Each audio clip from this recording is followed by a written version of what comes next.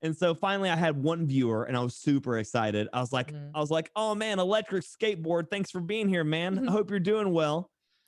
And then like a month later, I was talking to someone else who had joined in chat, and I was talking to an electric skateboard, and someone else comes in, he goes, who are you talking to? I'm like, electric skateboard. And he's like, you know that's a bot, right? So I've been streaming for a month to a bot, electric skateboard, who was over here collecting my data for Twitch. And I'm talking to him for 8 hours a day. And so at this point, I'm just so defeated that I've been talking to a bot that I quit streaming for a month. I'm like, it's over. Like, my career is over. We're not doing this no more. I can't be here.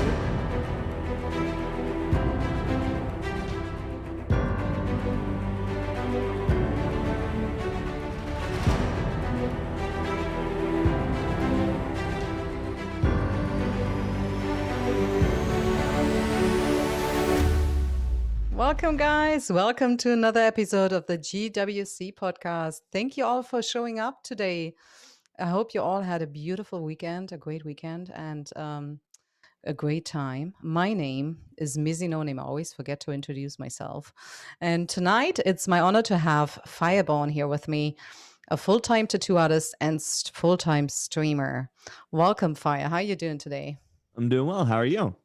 I'm okay. Can't complain.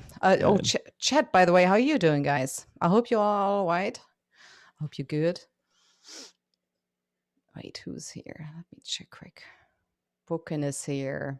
Screamer, guys, amazing. Cylon, how you doing?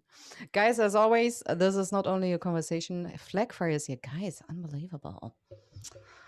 So this is not only a conversation between me here and Fire tonight. If you guys have any questions, just bring them up in chat. We will pick them up whenever we have time for. But I guess let's just jump in there. Fire. Okay. How do you do that? Like, how many hours do you work like per week? If I can just start there, because we had that before a little bit. Right. So per week. So my Tuesday through Saturday, it's 9 a.m. till about, at least on the actual stream, is about 10 p.m. So 9 a.m. to 10 p.m. So that's 13 hours. And I usually have a couple more after that. So about somewhere around 15 hours a day, Tuesday through Saturday. And then usually about 4 on Sundays and Mondays. So way too many. That's what, 65 plus 8. So somewhere around 72-ish hours a week. About 72. Yeah. Do you ever feel out of energy? Like, I mean, isn't it like tough to keep up with that, like without a break? Yeah, it's tiring. It's tiring. It's one of those things though that like the moment I start either one of them, I'm wide awake. But the moment I stop doing anything, I can fall asleep wherever I'm at. Okay. So I'm notorious, especially Flack and Broken have seen me do this in person, which is at events, I will sit down in a chair and be asleep in a minute. And then everybody like just trolls me until it's time to do something. I'm awake again. I could never do that. I wish I could do that. I wish like I could do just, lay down, and I try that. Even at home, I can't do that. Like this, just having a nap quick doesn't work for me. If I sleep, I sleep. Yeah. My wife despises me for it because I can literally just come up, lay down, be asleep, and she's like, I've been trying to sleep for an hour. I'm still awake and you're asleep, you're snoring now. I'm like, I'm sorry. That's what I do. Okay, I was about to ask like what do you do to get back, your energy, but I guess you just answered that. Yeah, I micro nap and then I consume way too many caffeinated beverages.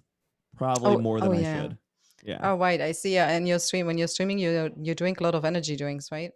I drink a lot of this stuff, especially in the mornings, from a company called Live Evolved. Mm-hmm. And they sell a product called a nootropic, which is a brain stimulant instead of a body stimulant. So it's less of an energy drink most of the time and more of a focus drink. Mm-hmm. Oh, that's interesting. Yeah, and I do that because it helps me be able to like work throughout the day without like jitters and stuff that you would normally deal with from a lot of like caffeinated beverages. Okay. So I usually do that in the morning, and then I work my way into like a coffee or an energy drink into the afternoon, and then I have like one more somewhere in there. But even two is like too many for most people. So Well, interesting how you will do. I mean, you have a baby on the way, right? I do. Yeah, I've got that one coming in June. Are you excited? I am. Yeah, I try to work everything logical steps. Before I ever started doing any of this, I went to school for biochemical engineering, so my brain is very scientific. So I always try to complete like one step at a time, and so I try not to get too far ahead of myself. So I'm pretty tempered on excitement on things until, each little individual step comes along. Hmm. Interesting. Um, Bosch actually, Bosch, he sent me a question for you about Okay. babysitting. He said, like, obviously your lives are about to change in the most amazing ways, but what are you hmm not looking forward to? And what are you most looking forward to? Do you guys have a plan, basically balancing live tattooing, streaming, or whatever you're going to play it by ear? He So said. what am I? So the thing least looking forward to is poop. It's just everywhere. I mean, I know it has to be everywhere at this It's point. not everywhere. I've seen so many so many videos and so many posts, and so poop. There's a sign in a or there's a part in a movie where it's like, is that poop or chocolate?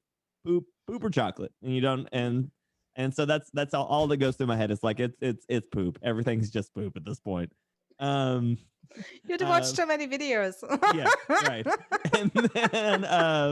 And then the exciting part is it's never one of those things that I had really ever sat down and thought, hey, this is something I'm going to do. I'd always been pretty open to, if I have a kid, I have a kid. If I don't have a kid, I don't have a kid. And I had always told myself, even through my like youngest years, that it was always pretty much up to whatever my partner wanted. Um, Mhm. and so I've always been pretty open to it. So it's giving, this whole situation is just giving me like new possibilities for things I can do in life. So that's Be always been quiet, cool to Bosch. me. Be quiet, So Bosch. I would say the biggest thing for me is going to be the ability to try to raise somebody that I think could better the world around them, Mhm. as I try to aim to do the same. So I just want to be able to be a positive influence, and I actually get like a hands on with like one person. I get a chance on that, so Mhm. pretty fun. Yeah, definitely, definitely fun. Do you feel like you're prepared for it, like Um, mentally? So my answer gets to be yes. So while I know internally the answer is probably no, because how do you prepare for something you've never done? Exactly. So I'm going into it preparing to be unprepared. And so I think in terms that means I'm prepared to not know what's going on. That's a right way to go. I Yeah. mean, you just have to know something will come and then Right. react. I imagine I will make lots of mistakes, Mm, and then I'll be made fun of it, in the future. And as long as they walk around with minimal disorders from what I've done to mhm. them, I will be happy with it. So No, definitely. You will be fine, I'm sure. yeah, yeah. Um, can we go back a little? Like, can you give me a little bit of a like walk us through your life a little bit, how you get started with as a tattoo artist, and Okay, maybe later we do then the streaming part. okay, yeah. So as I was saying earlier, I went to school originally for biochemical engineering. Mm-hmm. I was I was going to a local community college with already a transfer agreement with the University of Tennessee, which has a good engineering and chemical engineering department. So I was already ready to be doing all that. That was going to be my life. No questions asked. I just dove all the way into it, and I did my entire first semester.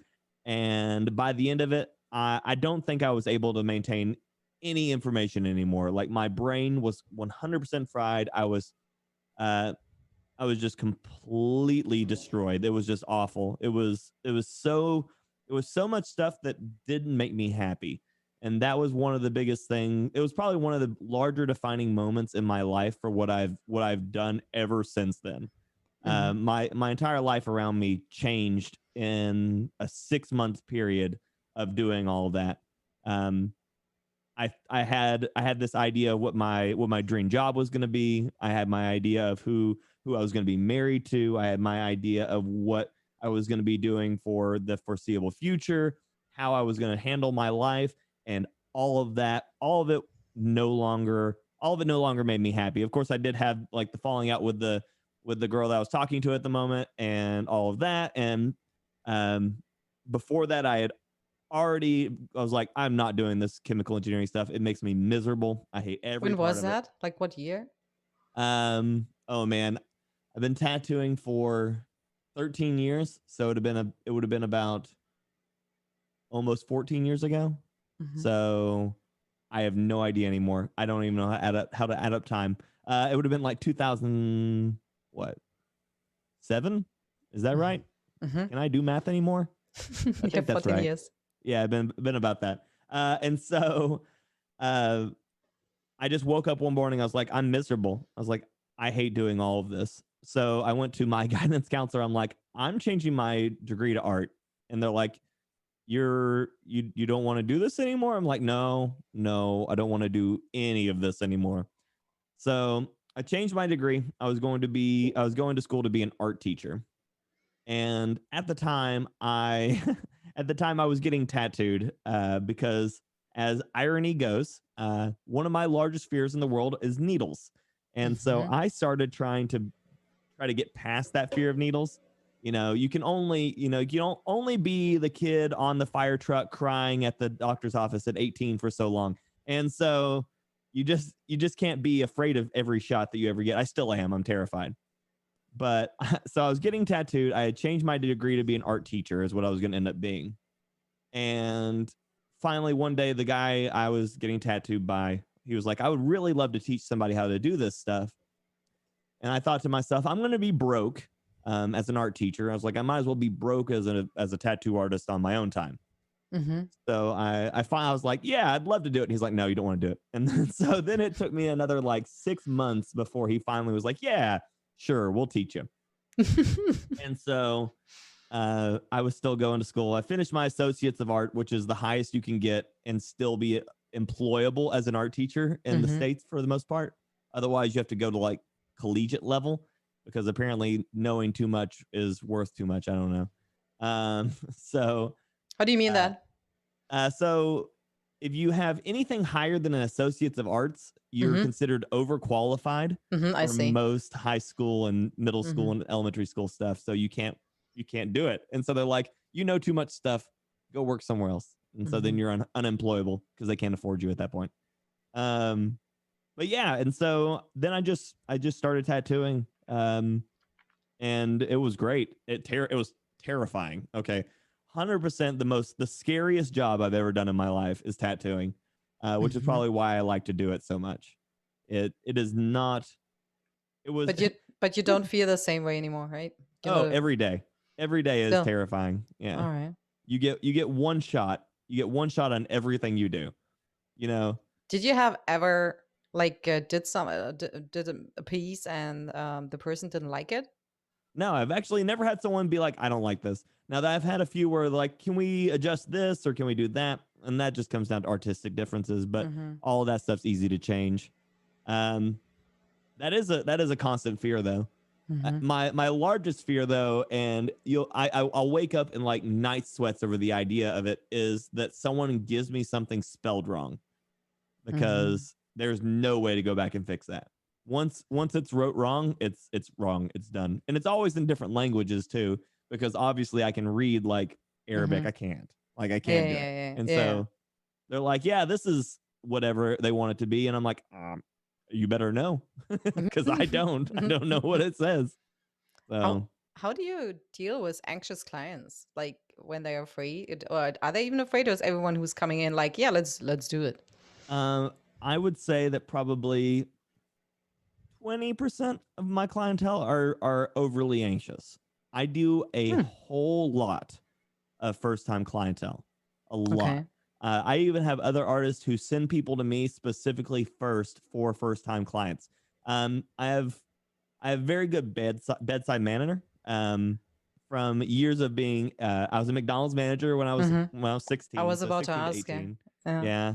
And then I was a server and bartender until I was about 21. About the Mhm. time I was still actually serving bartending while I was learning to tattoo.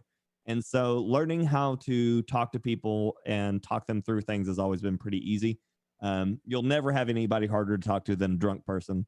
So once you can talk through drunk people, you got everybody else. It's pretty easy. And then I'm notorious for being light-handed. So I try to save people pain and I work fast. So between light-handed and working fast, I can usually get pretty much anybody at least accustomed to what's going on pretty quickly. And then the rest of the time, it's a whole lot of mental prep while you talk through them.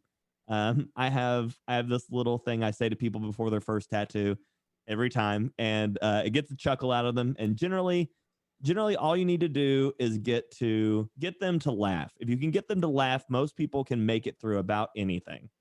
And so my lifetime of talking and humor-based, self-degradation and whatever has saved me on that one. But the phrase is, here's what I'm going to do for you. I'm going to do a small line to let you see how it's going to feel. I'm going to ask you how it feels. You're going to tell me it hurts. And then we're going to keep going. And about every time after that, someone they giggle and you just go on because, they realize at that point you can't go back. No, it's done. You can't have one dot. You can Yeah. And so those little simple things, getting people to realize, it's going to happen, then it'll be over. Most people usually get through it pretty easy. So you said right before the show you're colorblind, right? How does it affect your work then as a tattoo artist? It's great unless you want anything blue. No, I'm just kidding. So most of the time, my color blindness has little to no effect.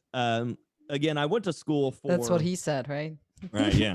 I went to school and did my entire associate's degree in art, and it's called studio art, which is just basically a fancy way of saying I know colors now.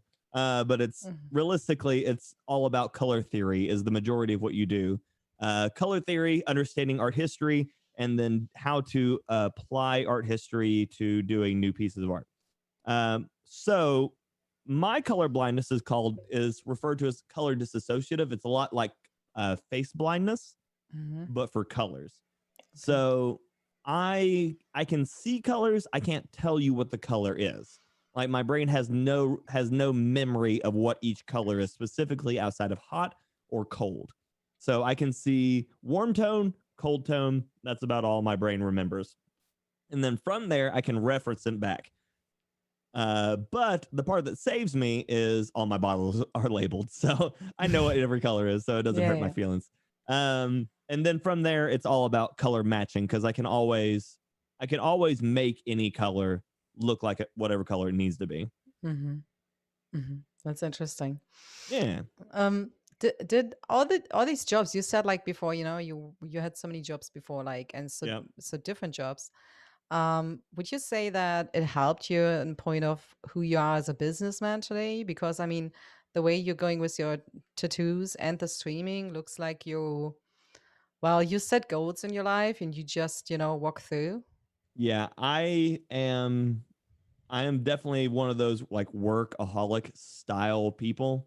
I don't know. I find a lot of value in completing tasks, and I find a lot of value in doing what I'm supposed to be doing and doing it well. So it's generally been one of those things that I've always done a lot in my life. So I started working when I was 15. I worked at McDonald's, and I was a manager the day I turned 16. Like they were like, as soon as you're old enough to be a manager, you're a manager now.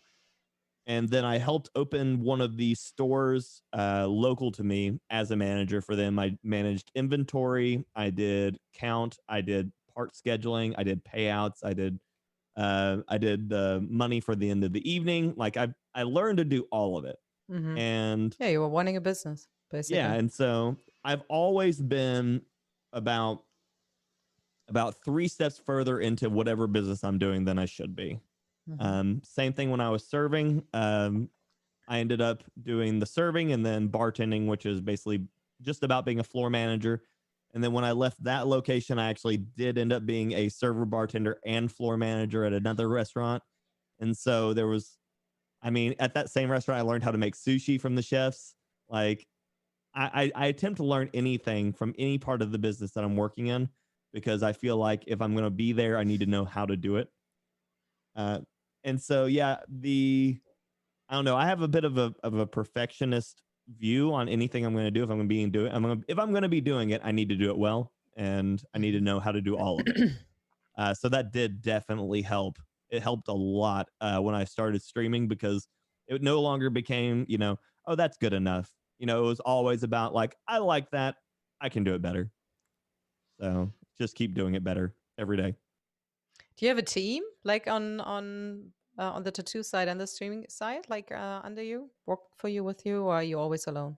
I tattoo primarily by myself. I work at a shop. There's 6 of us, and I work for one of my friends who actually is one of the guys who I first met when I started tattooing.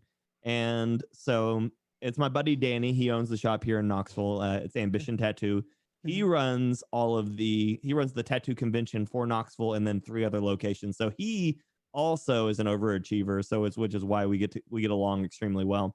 He also runs a dive shop, like a surf and dive shop, actually next door to the tattoo shop. So he's running 2 businesses while I run 2 businesses, and so we understand each other perfectly on this one, because we both refuse to stop working, it seems. But yeah, so I work with him. I work in the mornings, and then he works in the evenings, and we both kind of do the thing where we just try to watch and make sure everybody gets everything they need. So I halfway work as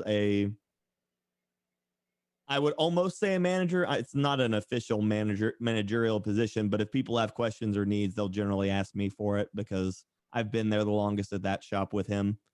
At this point, yeah, I think I am the longest running employee that he has still. So, yeah, and so most of the time, I kind of run the morning, and he kind of runs the evening time. So, Yeah, no, I see. No, but that's good. I mean, if you have somebody you can work together and you have the same mindset, definitely helps, I guess, right? yeah, it helps a lot. I was wondering, like, if you get a major tattoo, you can be like, it could last for hours, right? You could have somebody Oh, there yeah. like for 6 hours, right? Like, Yeah. was there ever a point where somebody has started like a really awkward conversation with you while you were tattooing? You know, Um, like, so stop talking, I can't work.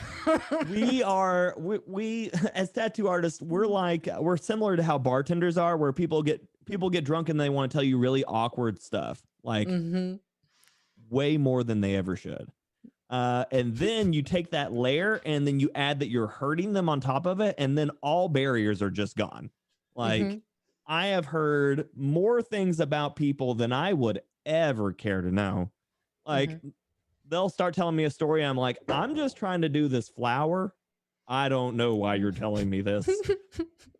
Like, I'm waiting for the day where I'm like tattooing something, and the guy's like, and then someone's like, I killed a man. I'm like, don't tell me that. I Yeah. don't want to know this. Oh no. Like, I don't need this information. Too But much yeah, no. information. Yeah. And so frequently, yeah, people will tell me a Mm. lot more than I ever bargained to know. Yeah, I believe Like, that. I believe that. I mean, they're under pain. They're lying there. yeah, yeah, It's probably opening something. yeah. Oh, It's that's super interesting. I remembered actually you said once in your stream, I think I asked you where you're from, and you said Tennessee, right? Yeah, right. Tennessee. And I said, I love the dialect. Where's your dialect? And you said like I had to get rid of because business people wouldn't take me seriously. Yep. And Very true. and I knew exactly what you were talking about, but then on the other hand, it makes me sad, Yeah. because it's so why, And I was wondering, can you give us like an example of a situation you came around because of language? So my favorite example. Um, so obviously I live in the eastern section of Tennessee. That's Knoxville. We are in between 2 sections of mountains. Also, I like to refer to them as the butt crack of the Tennessee mountains, because we're right in the middle of it. So surrounded on both sides of the Appalachian Mountains. And if you go just outside of Knoxville, you start getting into areas with people who don't have electricity. They live off well water. They go to areas with like candlelit schools. Like, it really reverts backwards pretty quickly as far as technologically goes. Mhm. And a lot of them still really smart, but of course they sound a lot like this. And so that's one of those things that people hear that and they're like, oh, No, that's not good. But I have family who live all throughout the states, and so my grandmother lives in Hawaii, which is I went down there and I did construction for about 3 months. I lived with them. My grandfather was building their house, Mm-hmm. because he's an architectural engineer from California, and so he's building their house. And I agreed that I would come stay with them. I would come stay with them and work at the construction site, and they would just let me stay there. So it's a pretty good deal. Mm-hmm.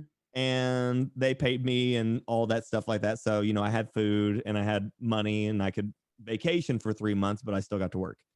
So I was down in Hawaii, and I'm hanging out on one of the beaches, and of course I'm probably I think 16 at the time, which means I still have a little bit more southern accent than I normally do, and the word y'all comes out still every so often.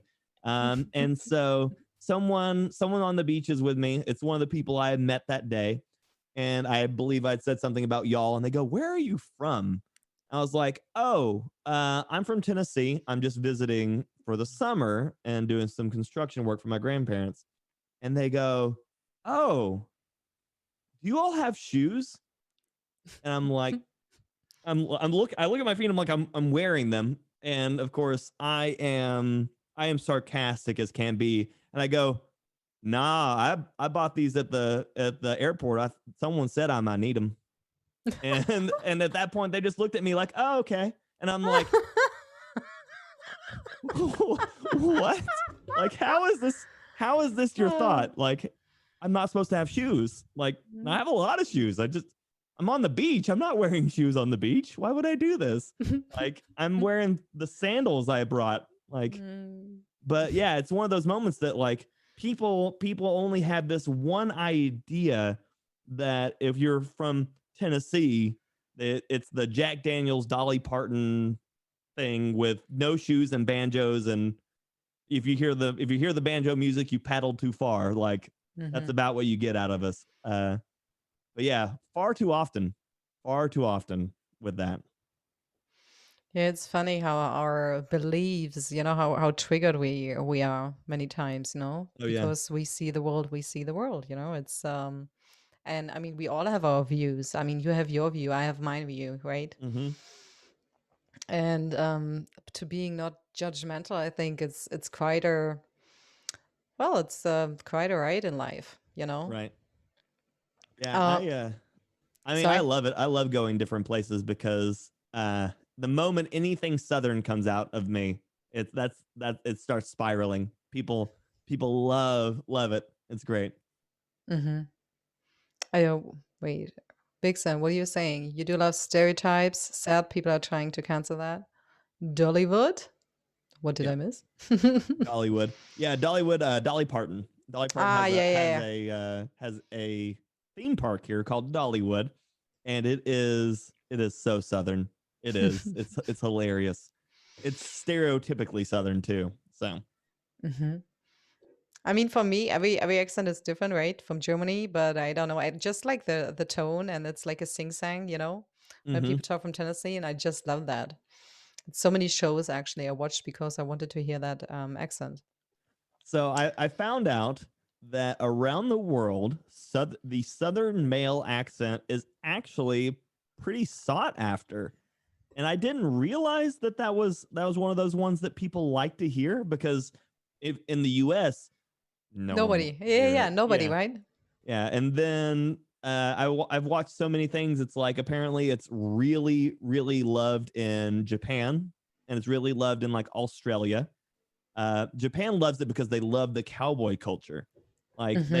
they love uh, the boots and the hats and the bolo ties and all of that. And so it's one of those things that like I don't know. I grew up so long knowing that people were just going to just not take me seriously, sounding Southern, to just find out that half the world loves the way that my voice would normally sound. So Mm-hmm.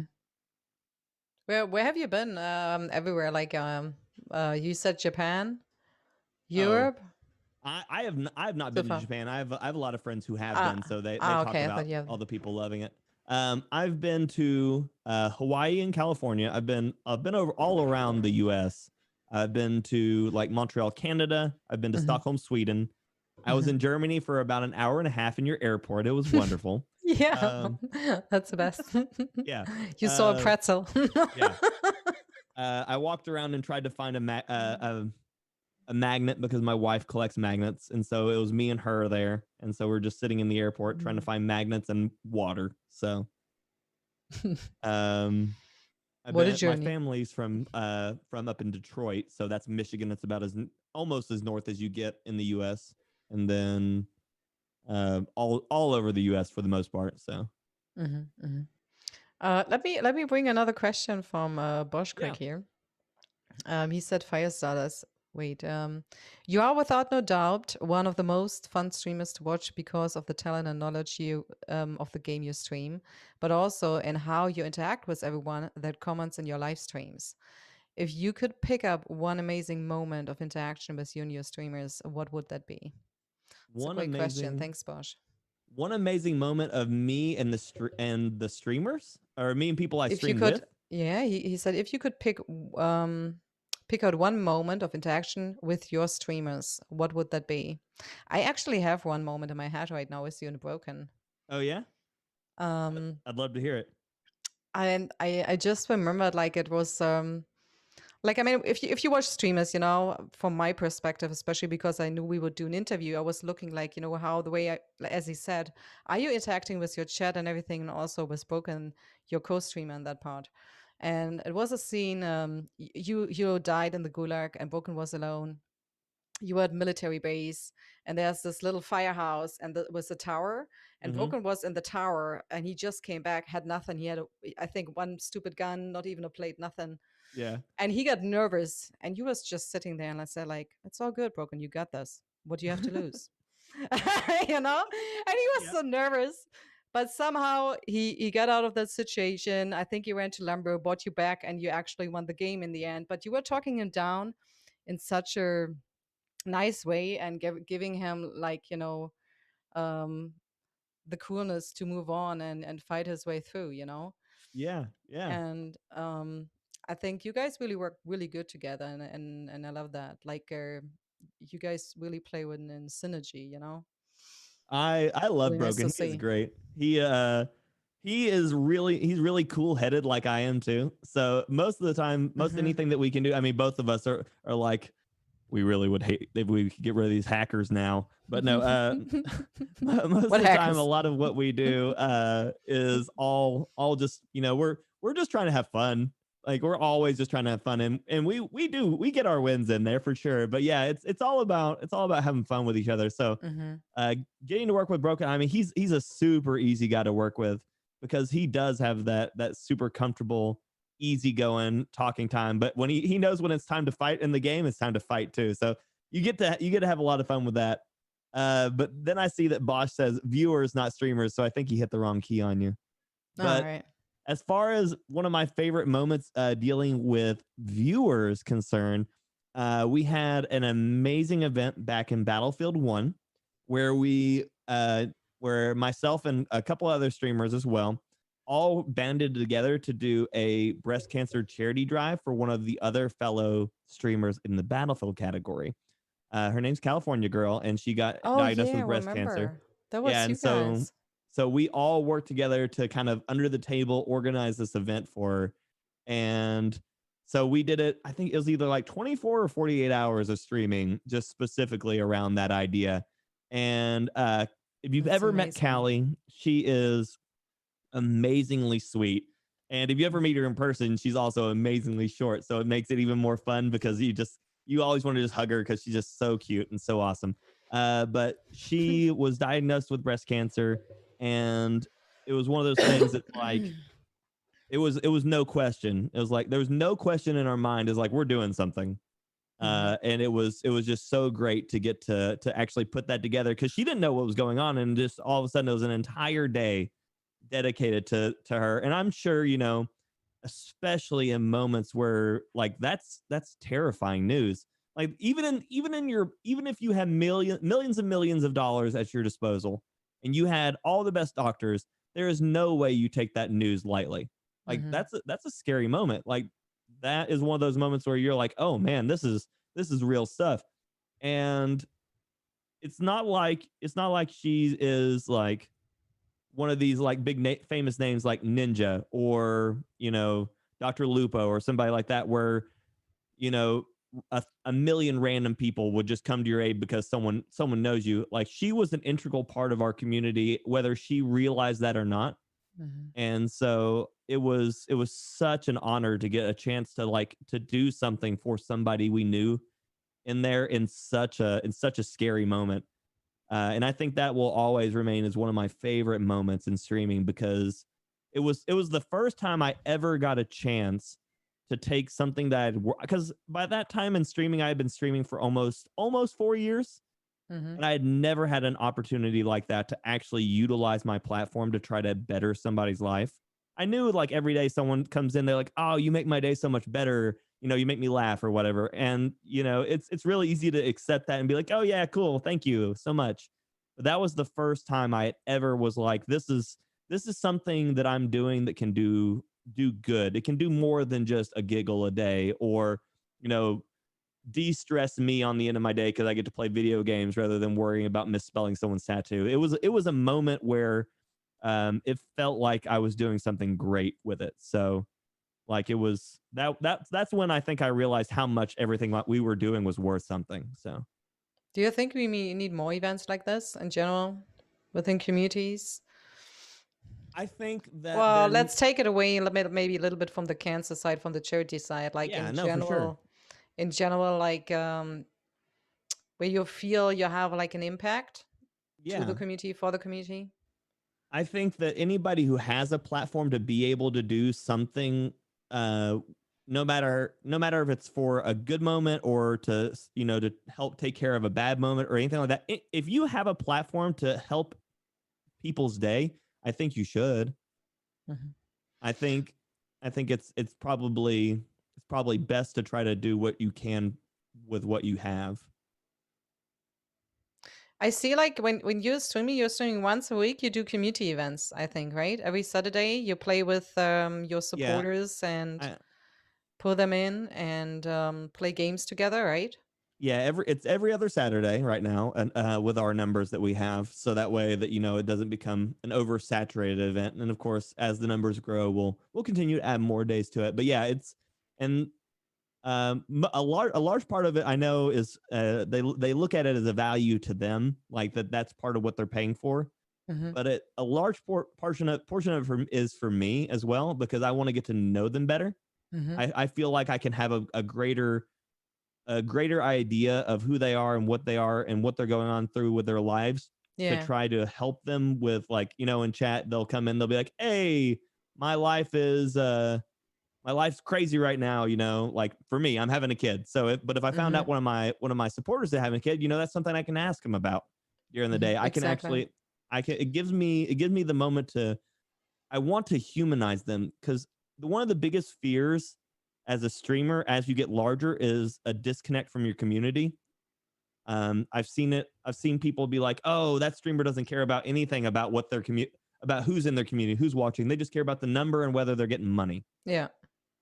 And I never want that to be a concern with me. I never want someone to feel like, "Oh, he doesn't care about Hmm. what I'm here doing." And so those moments, it gives me a moment to really get to know these people. These people that not only are just that are giving, obviously, yes, they are supporting the channel, they're giving money, but they're spending their time.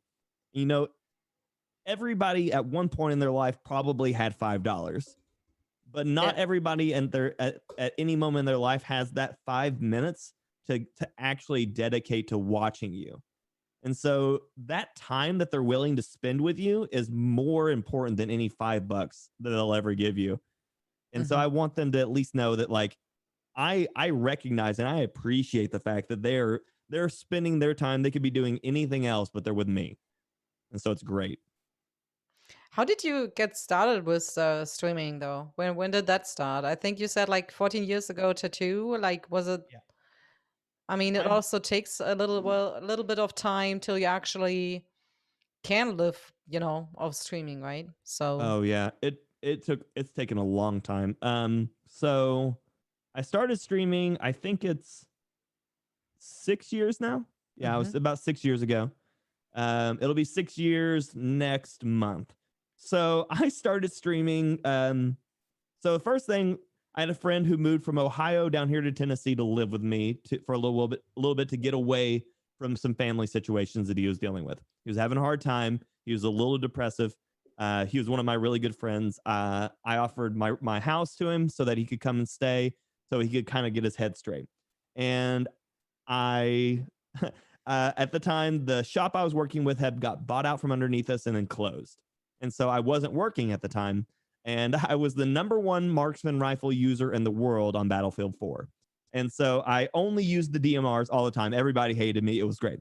And so I would wake up and I would come downstairs because I have a split foyer house. So all my wife owns the upstairs. I own this one room in the basement, like good men should. And so I decided that the good old basement. Yeah, I've got a sign over it. It says "Be in man cave if you need me." But so I would come downstairs and he would be down here on my couch, and he'd be watching on his phone, and I'd hear voices, and I'd walk up and be like, "You watching YouTube?" He's like, "No, I'm watching Twitch." I'm like, "What's that?" He's like, "You don't know what Twitch is?" And so he introduced me to Twitch. The first person I ever watched was Lyric, and he played Arma 3, and they were doing all this role play stuff. And I was like, I don't know about that. And so I would go back to playing Battlefield 4 and continue keeping my #1 spot on there.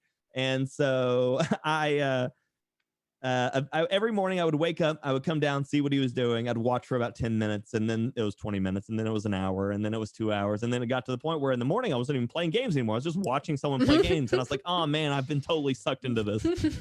And I have to make other people suck into that. Yeah, let's stream. He was like, you should really do this, because he watched Twitch all the time, and he played games. He played games with me, but he didn't play nearly as much as he watched. And I was like, no one wants to talk to me. No one wants to see me do this. He's like, you're the #1 marksman rifle in the world. He's like, someone wants to see you do this. He's like, you get hate messages all the time. And I did because people are like, you're cheating. I'm like, I'm not cheating. I'm on controller. I don't know how to do this. And so I was like, fine, I'll do it. And so I started streaming straight from my PlayStation. And because it was the PlayStation 5, and you could just load up a stream. You just start streaming. And I was like, oh, this is cool. Everybody's going to be super excited to watch me shoot people with this gun. And I'm #1 in the world. No one showed up. It was awful. And that's how we all start. Yeah. But I had no idea of how it worked. And so I streamed probably 8 hours a day, 7 days a week for probably 2 months before I ever got like one person actively talking to me. PS5, sorry, broken PS4. Yeah, I heard that too, but I thought like, nah, everyone got it. He's on to me. That's how he knows. And so finally I had one viewer, and I was super excited. I was like, oh man, Electric Skateboard, thanks for being here, man. I hope you're doing well. And then like a month later, I was talking to someone else who had joined in chat, and I was talking to Electric Skateboard, and someone else comes in, and he goes, who are you talking to? I'm like, Electric Skateboard. And he's like, you know that's a bot, right? And so I've been streaming for a month to a bot, Electric Skateboard, who was over here collecting my data for Twitch. And I'm talking to him for 8 hours a day.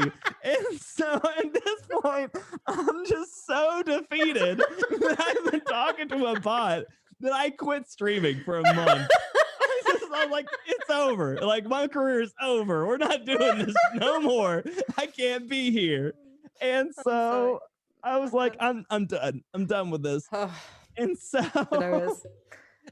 I'm like, finally my friend's like, oh, are you gonna keep streaming again? And I was like, I don't know, man. This just isn't for me. Well, I sent some messages to a Battlefield community called Don't Revive Me, Bro. And they finally wrote back to me. They're like, oh, we would love to talk to you about your DMR stuff. And I was like, okay, cool. So that's something. So I started working with them a little bit, and they're like, yeah, well, you should, he's like, you should probably stream still if it's something you wanted to do. I was like, okay, cool. And his name's Chris. He's Chris Anderson. He actually works on Halo now. So he's one of their community guys over at, I guess that's 343 now, right? Yeah. And so he's an amazing dude. He's Canadian, so he's really sorry about this conversation. And so one of the biggest things is like he was like, you should really just do it. So I just kept doing it, and then they introduced me to some people at called Clan Lucky Strike, and that's Trey Schwartz, who used to run Design by Humans, the clothing company, and he didn't do any of that at that time. And so they were a competitive team, and he's like, we need some more people for Battlefield. And I was like, okay, cool. And so I joined them. And so I kept streaming through all this, and slowly I had like 2 or 3 people watching me a day. Was that your first like connection to the competitive scene? Yeah, it was Okay. that was my first Battlefield connection. The first time I was ever doing anything competitively, I competed on a team called I Am Legend. And they were a competitive team for Rainbow Six Vegas and Vegas 2. Okay. And so Vegas was the first competitive stuff I ever did, but I did competitive stuff for Vegas, Vegas 2, Halo 2, Halo 3, Call of Duty 4, Call of Duty Modern Warfare 2, Black Ops, and there's something else in there too that probably doesn't matter. But it was just I played a bunch of games. I did competitive for all the game battles ladders and stuff like that. So I made a little bit of money here and there, never enough for it to matter. I was never a professional at that point.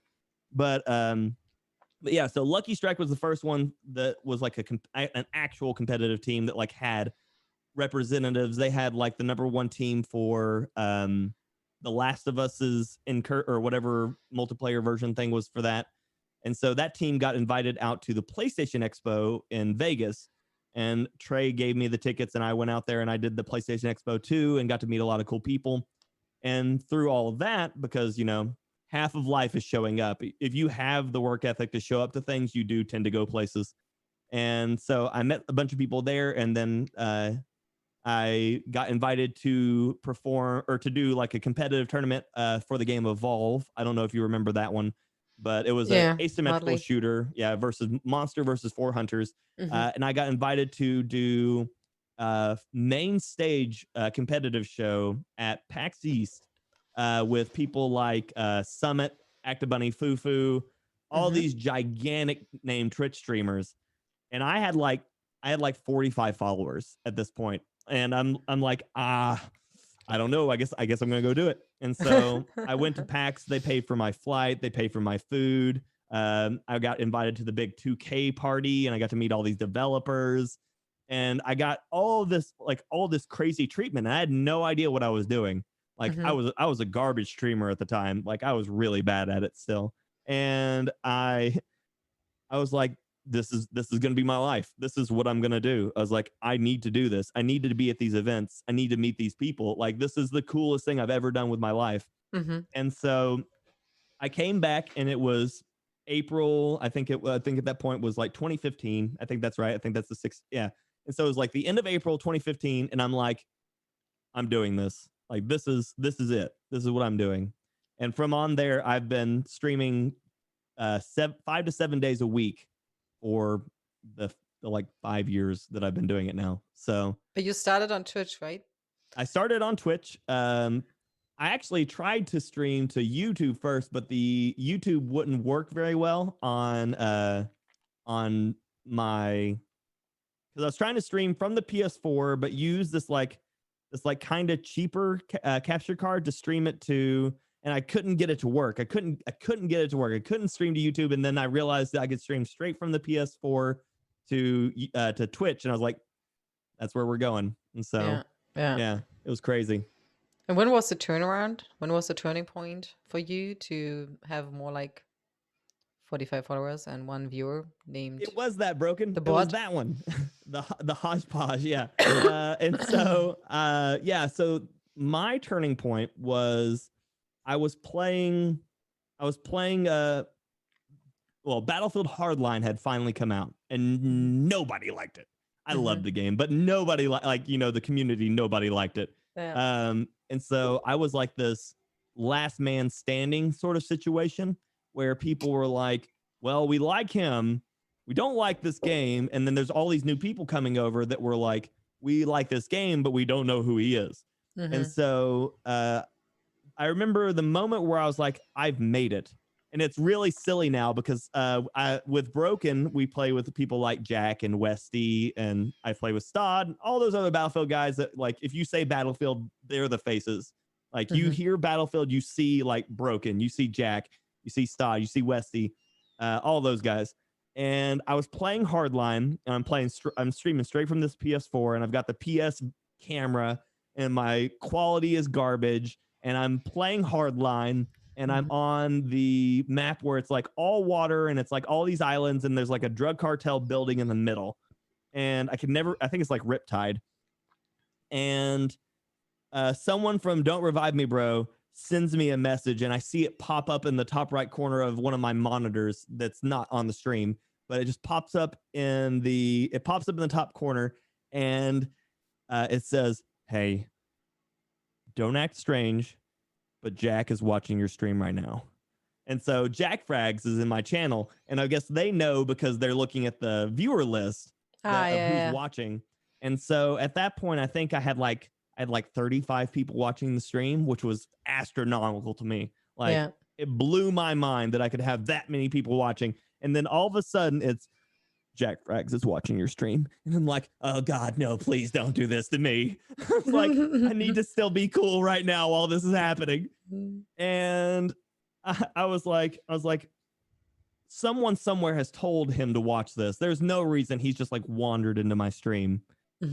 And so at that point I was like, someone in the community has recognized that I exist. And so that from that point forward, I had a little bit more like faith in myself that I was an actual streamer. And then not too much long after that, I started streaming for the Battlefield stream team, which was put together by Jeff Braddock. Everybody knows Braddock if you're in the Battlefield world, because he is the most infectious person ever. I love him. If I could keep a pocket Braddock right beside me all the time, I would. He is such a good dude. He really cares about everybody that's going on around him. But he sent me a message and he goes, "Hey, I know you're streaming." He's like, I know you've been streaming. He's like, "I've got an idea if you want to be part of it." And I was like, "Okay, cool. What is it?" He's like, "I'm going to make a Battlefield stream team." I was like, "I'm in." He's like, "I haven't told you anything else about it." I'm like, "I'm in. Like, I'm doing this." And so from there, it was me and Muggs and Lala, Grizzle, and a few other people. One whose name was Adonis. And there was one other person, I feel like.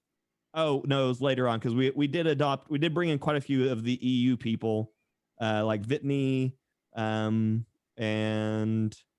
I just love Vitney. He was a really cool dude. We had Prolosco. Prolosco is amazing too. You would probably know him because he's out there near Italy. So he's one of the best pilots. Okay, so he's an amazing pilot. He's a heli pilot. He's amazing. Prolosco. He's great. You should check him out. And so he brought us in, and so we started just streaming for the channel. And that was the moment that I really started working on my ability to talk to chat, because I knew, well, first off, working in a tattoo shop is not great for your vocabulary because you cuss like a sailor, because that's the people you're around. And so as soon as I started streaming for the Battlefield stream team, Braddock's like, "I love you. Your energy's great. You can't say bad words on our channel." I was like, "Well, okay." And so I can't do this. I gotta, okay. And so I started having to figure out ways to talk around that. And so I just got to the point where I just focused so heavily on chat and on what I was saying that I just kind of toned out more and more of my profane language that I was so used to saying at the moment. And so I think one of the third streams I ever did, it was like 600 or 700 people watching me, because they were like, "New Battlefield game," because Hardline had been out for a while. Battlefield 1 hadn't been released yet. And so everybody was just like on the cusp of waiting for this new title. And so now I have this crazy amount of people talking to me, and I'm like, well, I want to play the game, but these people are all asking questions, and I knew for a fact that I was supposed to talk to them. And so at this point, I started going with my really fast talking voice, and I just really want to talk about what they're saying. And I want to talk about what that guy's saying. Yeah, we got that right there. And so I immediately became like like an auctioneer. And I Yeah. realized I could start talking really fast to everybody and reading chat while still gaming. And that I was saw probably, I saw you doing that before. You really can talk that fast and playing the game, which is yeah. crazy for me. Yeah. And so at that point, I realized my superpower was dealing with way too much stuff, like way too much stuff at once. Sensory overload. It was a mess. And um, I just rolled hard into that. I just at that point I was like, I'm gonna be the guy who says everything. It doesn't matter what's going on. I'm gonna talk to every person that walks into this chat. And man, yeah, I'm always thinking of you now. Like, are you the clear-minded samurai in the battlefield? try You to know? be. Yeah, Mm-hmm. Were you yeah. always? Sorry, Oh please yeah, go no. ahead. I was just saying. Yeah, I always try to look at everything and what in the best way of trying to perceive it in the easiest way of trying to go about it. I try not to look at things in such a negative light, because if you spend so much time dealing with like what's going wrong, you forget to capitalize on the things that are going right, and it becomes kind of self-damning at that point. um you know, if you think about all if only thing you think about is bad stuff, you just keep digging yourself a hole, and it's so much harder to get out of if you refuse to look at, you know, some of the good things going around on you. So Were you always a positive in your life, or did you have had a turnaround there as well? I had my worst part probably was right around the time I was talking earlier about, where I was just so burnt out on my career path when I was looking to do the biochemical engineering. And Mm-hmm. I think a large portion of that is what really shaped a lot of what my life value is now. Mm-hmm. Um, because I was so set. You know, you grow up and your parents want you to succeed, and you want to succeed, and you want everybody around you to feel like you're successful. And there's just this preconceived notion of what success is.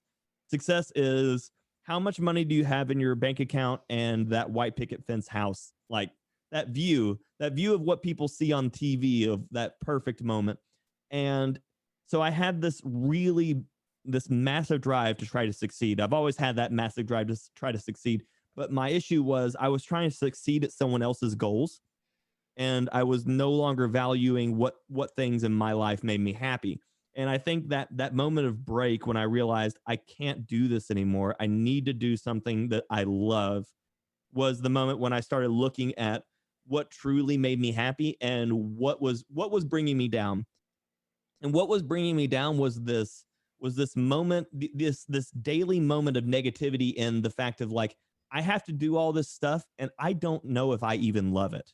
Mm-hmm. And so I began to tunnel so hard on how much I don't love what I was doing, that I was unable at that moment to really appreciate all the things that I was love doing, which was I was loving getting tattooed, and I was loving doing my art. I was loving playing my games. And I was loving hanging out with my friends and all of these social situations, but I was just so downtrodden on all of this realistically, you know, very unimportant stuff. Mm-hmm. You know, I learned a lot in pre-calculus, but all that misery I was suffering through it is irrelevant. Like I was stressing myself out on all this stuff that really had no value to my own personal happiness or well-being at that moment. And just that weird like focusing on that such dark feelings. When I finally quit that, I realized what I had been doing, and that was just this like I almost it almost felt like I was trying to make myself unhappy. And that's where I found like where a lot of people end up spending so much time on the stuff that they dislike.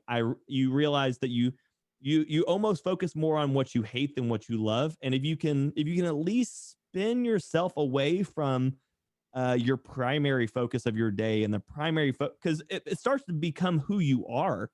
Like, and we've all seen those people, we've all met those people, the ones who entire focus is on stuff they just don't like at what point stop do you stop trying to enjoy things just to try to hate other things so much more? And Yeah. it seems like such an adolescent thing, because you know we when we're young we spend a lot of time we have strong emotions, and that's a lot to do with hormones and we don't know how to deal with our life around us and everything's changing. And why do they keep canceling my show? And like so many, there's so many things that are just so easy to dislike. Like it's so easy to dislike something. People remember stuff that they hate far longer than any one situation they love. And it's because negative reinforcement is just so strong. It is. It's because, you know, even emotionally, like we're taught. We're like someone doesn't say to you, "Hey, use the stove because it makes you food." What do people teach kids when they're young? Don't touch the stove, it's hot. Hmm. That's a negative reinforcement. Like that's the idea that if you do this, it's going to hurt. Hmm. But no one says, "Hey, this thing provides you food that doesn't suck." You know, like it's one of those things that we have such an aversion to things based on its negative value rather than how much we loved it, and we don't get pushed towards things based on how much we love them. Um, and I think a certain level of positivity in being able to actually recognize things you love and try to go towards them, and rather than trying to spend so much time trying to just specifically avoid things you hate, because you spend so much time tunneling on this just anger stuff that you spend so much less time away from all the stuff you love, Hmm. and it's so hard on you mentally. It really is. Do you have like a I mean, do you do something like gratitude or anything like a day, like being grateful in the night or something that you talk to yourself and say like I'm grateful for this or that? Do you have a habit? If I wouldn't say I specifically have something that I do like that. I don't wake up my every day and be like, "Hey, I really appreciate this." Like I don't at any point say that. Um, but I think I spend most of my time telling my chat that I do, because honestly, like everything they do is completely of their own free will and accord. Like I'm not in the same room with them. I can't hold them hostage and be like, "You better hit that like button." Like, you know, it just doesn't work, you know. And so anybody willing to take those actions and really try to put because they're I mean they're doing it. There's a TV show and they talk about there's no such thing as a selfless deed. Like you can't do anything without it having an actual outcome that you were anticipating for it to have. Every person who hits that like button knows it's going to make me happy, and they're doing it because they want to see that little bit of serotonin when it's like their name pops up, likes the stream, Hmm. you know, whatever. And so understanding that every time you're doing something good for somebody, it can be positively reinforcing for yourself as well. Now, obviously, you don't go to the internet and be like, "Hey, I brought an old lady her groceries today." Like that seems a little awkward. But you know, just doing that for somebody that's going to be grateful for it is an amazing feeling. And so I think the majority of what for me, it's I don't really spend any time trying to like find something to be happy for. I think I spend so much more time in my every moment trying to actually accept all this happiness and try to like accept that, you know, the good things that are happening around. Even when bad stuff is happening, you know, yeah, that sucked. But hey, look at all this good stuff that's happening. It's Hmm. pretty great. So Hmm. Well, is were your wife always supporting you, like doing the streamer thing, and like, I mean, you put a lot of hours in there before it actually was gave you worth something anything. back. Yeah. So. She has always been supportive of it. Um, it was it was always harder for her to understand when I first started, Hmm. because even when I first started, there wasn't a great precedence for what I was doing. Yeah. Uh, the largest streamers in the world were very few and very far between, and there was massive differences between those people and the people who would start. And I mean, Yeah. the numbers are even more massive now, but being able to get into it now is far easier than it was when I was starting.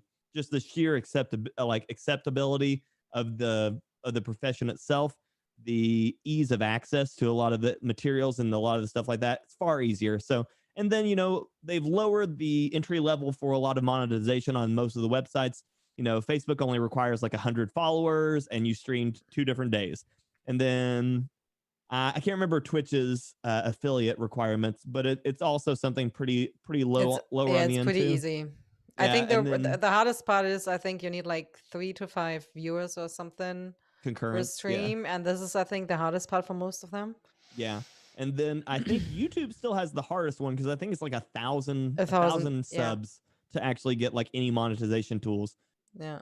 But so like all of that's pretty ease of access. And so when I first started doing it, it was one of those things. She was like, is this what you want to do? I was like, yeah, it's what I want to do. And so she was like, okay, well, that's what you want to do. I think though, the biggest moment when she realized, not necessarily specifically what I want to do, but the impact of what I did was, she went to TwitchCon with me one year.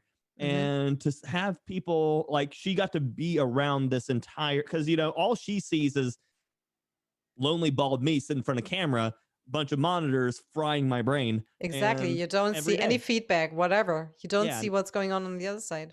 Yeah, and so it's just kind of like, okay, he's sitting there, but he's happy. So, I could be doing all sorts of other dumb stuff, whatever. But so she went to TwitchCon with me, and she got to see all of these people, and she got to see how large this event was. And there was people coming up to me like, hey, Prophet, how are you? Because my name was Prophet at the time. Exactly. And so like, she finally got to see what all of that went into, and so it was one of those moments. I wouldn't even say necessarily that it was eye-opening, but it was more of like an induction. Like it was the moment where she actually got to be part of that world. Because a lot of it she spent on, even if she was near me, she was on the other side of this monitor. And so it's still pretty limiting for that energy unless you're actually doing it. Yeah. And so, yeah, that was a massive part. And so she's always been my number one fan. Like she was there before I started. She'll be there long after I'm done. But yeah, she's always been about my happiness for it. So that's always been the best part. That is so great. Like I don't know. I mean, I'm pretty sure there are many streamers out there who don't have the support, like at least not the right way. Right. And it's hard to explain. And I don't know. Maybe the woman world is still not ready for gaming, in some areas. Even guys, there are the all the female streamers out there who have boyfriends who just don't understand why they do it. Yeah. They're like, you just want attention or whatever. There's always excuses. I think the biggest issue with a lot of it right now is we as a gamer culture, we've only been cool for like what, a few years. Like it ain't been long since like it's been the acceptable cool thing to be playing video games on the internet. Yeah, exactly. And so all the people around our age group were like, yeah, this is great, let's do it. And but still at the same time, there's such a large section of our own age group that is still so stigmatized and still grew up the whole time thinking that what we're doing right here is specifically just like asinine, such a waste of time. And so I think that's our largest issue right now is that we're still a very split generation on what we're doing here. I think in the future we're going to end up with a lot better acceptance of what we're doing, especially now after all this COVID stuff, where everybody's been forced to be like telecall from home for all their jobs, streaming. Yeah, and everybody's finally getting to realize that that what we offer is a massive free market, which can be monetized. Of course, all the companies do it all the time, but the gaming market is now bigger than Hollywood, than the film market. So I mean, and that actually for a few years, I think, right? And that's quite a thing. Like nobody realized really what's going on. I think it's really interesting. Also on Twitch, what kind of content creator now switched to Twitch? Not even gamers, Right? NFL, everybody. It's super interesting. Do you like have anything where you think like you would like to be better at as a streamer? As a streamer, I really wish, so specifically as what I do, I wish I was better. I wish I enjoyed making videos. I wish I enjoy making like YouTube videos. I'm garbage at it. I know I'm garbage at it. I could spend a lot of time trying to learn how to do it. I don't want to do it. I hate it. I hate it so bad. But as far as streaming is concerned, I wish I was able to read a little bit faster, and I work really hard to read fast. I do. And I get better at it every day, but there's every so often a moment where the chat moves just a little bit faster than me. and then I miss like the first part of a statement, and then I get into the second part of a statement, and then I get confused, and then I go back up 3 statements, and I read that statement, and by that point, I missed another one. And so Aren't you a little bit too hard on yourself? You're probably every day. you're already so quick. I mean, I don't know. Yeah, It's again, unbelievable. perfectionism. It's a terrible thing to have, but it's a wonderful skill to exploit when possible. So Hmm. Yeah, I believe that.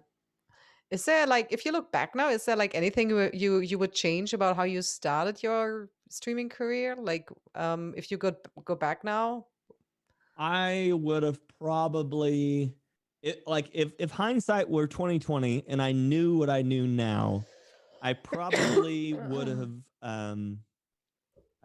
have started on a game that was a little less uh annual. So I love my Battlefield titles, I do.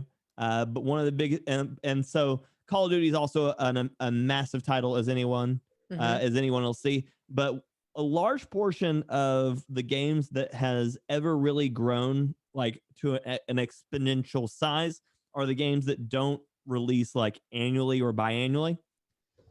So I put a lot of eggs into my basket whenever I started on the Battlefield series because I knew every 2 years there was a new game. You know, I got Battlefield 4, and there was Battlefield Hardline, and there was Battlefield 1, and there was Battlefield 5, and I spent so much time on a game that there would be new versions of so frequently that I didn't understand how the gaming market works, which is viewer turnover. And you know, as new titles release, certain people hate things from the new ones, and people learn things from the new ones, and certain people stop playing altogether, and certain people start playing on this new title who've never played before. And so when you dedicate yourself to a volatile market, you have to learn how to basically remarket yourself every about 6 months, unless you're working in a title that is specifically a lifetime long title or a constant update style title. So you're looking at games like Rainbow Six now. They have a 10-year plan, and we've known from the beginning they have a 10-year plan. So that means that if you were to start playing a game, you're going to start playing a game at a 10-year plan. Like that's really smart.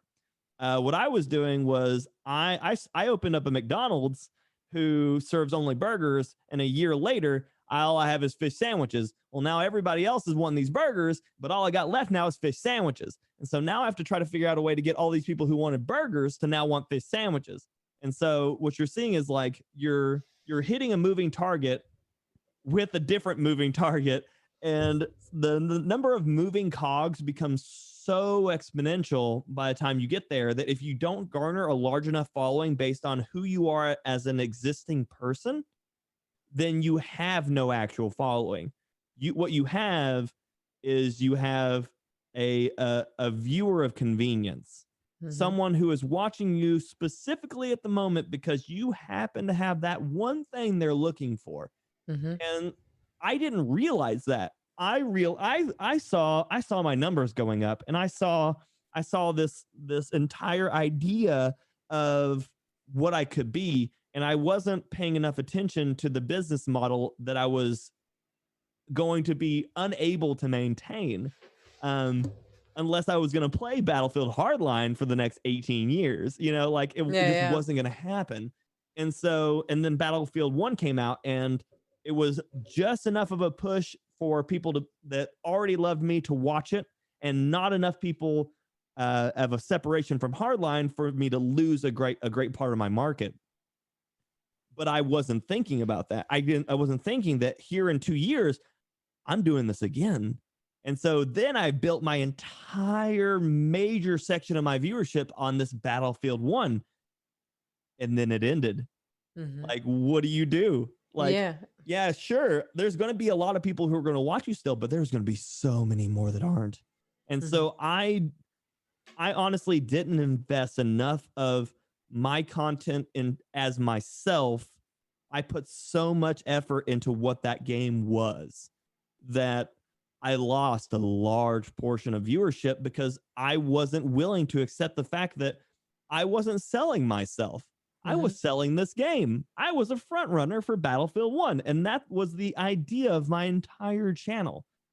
So I think one of the largest things that I could ever encourage people on when they're building a stream or a YouTube or a blog or I don't know, a newspaper. I don't know who anybody would make any more of those, but like if you're building something, by God, you got to put yourself as the front runner. Like that is one thing. That's why you started the vlog?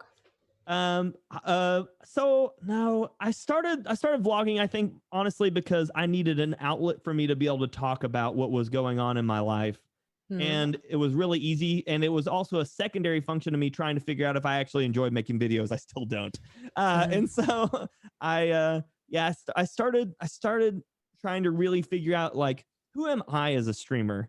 And I'd spent a lot of time, you know, obviously always talking to chat, always focusing on what they were doing. And it wasn't until until the end of Battlefield 1 that I had really grown into the idea of who I was and what I was, and that was chat. I was the chat. I was 100% based on what they were doing, how they were doing, what they want, what they like, how they work.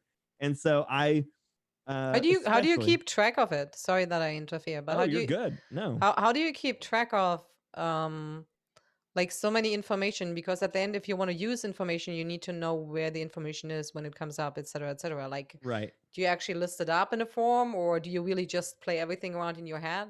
So are you talking about game? No, I mean more like or people? Not people, more like, I mean, if it's so much information you have to keep up with if you want to be right. Yeah, it is a ton of information. So one of my superpowers that I determined early in life was that I can remember anyone's food order. And that was from serving. I took a party of 42 people once without writing down a single order. And it's because I can look at somebody's face and I can remember whatever food they're eating. And so it's great for serving, but it has no utility anywhere else. And so what ended up happening was I learned that if I personify anything about their name when I look at them in chat, whether it's their name like on Facebook or their tag whenever they're on Twitch or whatever, anything like that, if I can build an idea in my head of what that is, I can remember things about them and I can catalog them through things as well. So, did you learn? That's actually a common strategy to remember stuff. Did you learn that somehow, or you made it up basically?